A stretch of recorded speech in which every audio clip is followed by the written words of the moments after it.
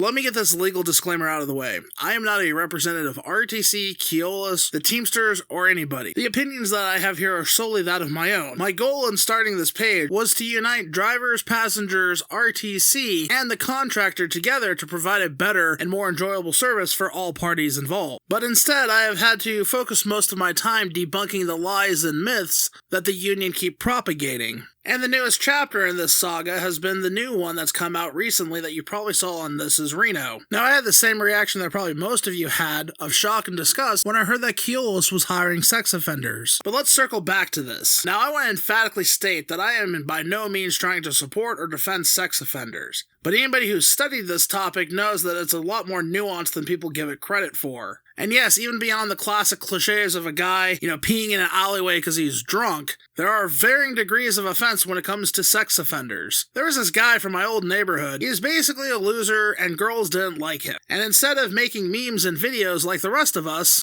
you walk out the door, you see someone that you know, and they ask you how you are, and you just have to say that you're fine when you're not really fine, but you just can't get into it because they would never understand. He instead worked on cars. Well, in the course of doing side work working on cars, he ended up meeting a 15-year-old.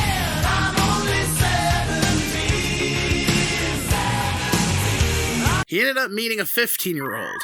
And instead of stopping a relationship before it even started... That girl is a child. I don't want to see you sniffing around her anymore this afternoon. Do you understand? Yes, sir. Boy, have you lost your mind, because I'll help you find it. What you're looking for, ain't nobody going to help you out there. Jesus can come through that door, and he's not going to help you if you don't stop sniffing after my child. Okay. He allowed flattery to get the best of them. They began dating, and eventually their relationship became sexual. She was 15, he was 23. Was he a creep? Absolutely. Does he deserve to go to prison?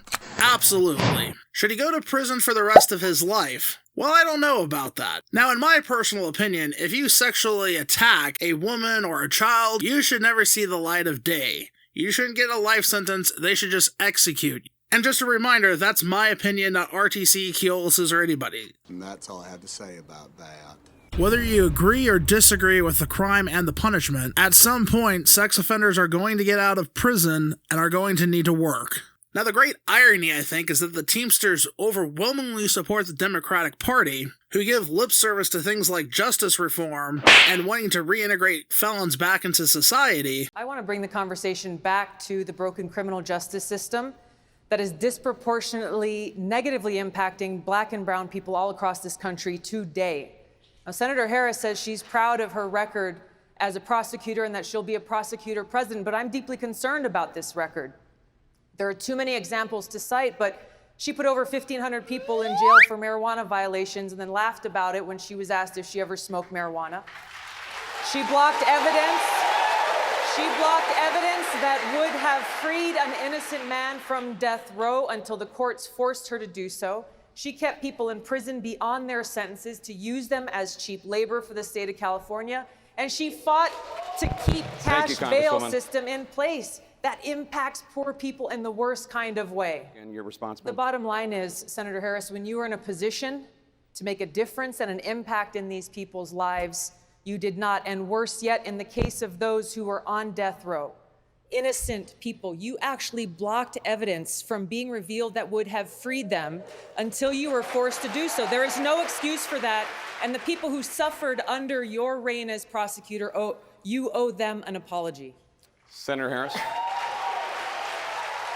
And look, there's even other cases where people have been falsely accused, convicted, and sentenced to prison. If you feel like crying in a movie, go watch the Brian Banks story, and it will show you a real-life example of that. Now, at some point in the past, a judge and jury found this individual guilty and believed that they should be sentenced to prison for this length of time. Regardless of our opinions on the matter, they served that time. They fulfilled that sentence and went back into society. And I, for one, believe that regardless of a crime that a person commits, if they're allowed to go back into society, should be allowed to go make a living for themselves and work. Now, I'm not saying that they should go into any job or that all jobs should become available. That's why I'm not fully on board with the ban the box routine. I mean, do you want a guy who went to prison for embezzlement to go work as a stock investor for people's retirement funds? I don't think so.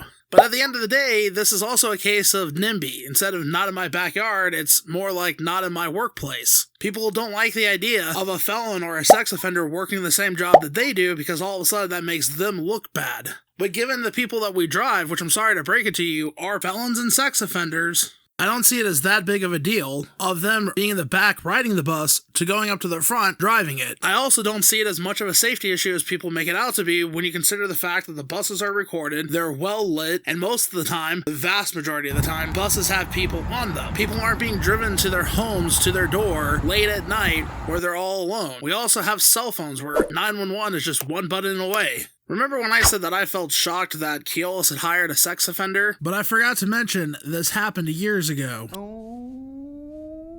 Keolis did in fact hire a sex offender, and he lost his job due to an unrelated incident. But guess who fought to get his job reinstated? The very Teamsters who are now upset that Keolis hires sex offenders. The only reason why this is now an issue is that the new group of sex offenders that are now working here and were minding their own business were scabs. This is just a vindictive move by the union to get back at people who had crossed the picket line even though they were new hires who didn't know any of this in the first place. But once again, this is just the hypocrisy of the local union on display. It's okay to be a sex offender driving the bus as long as you're paying union dues.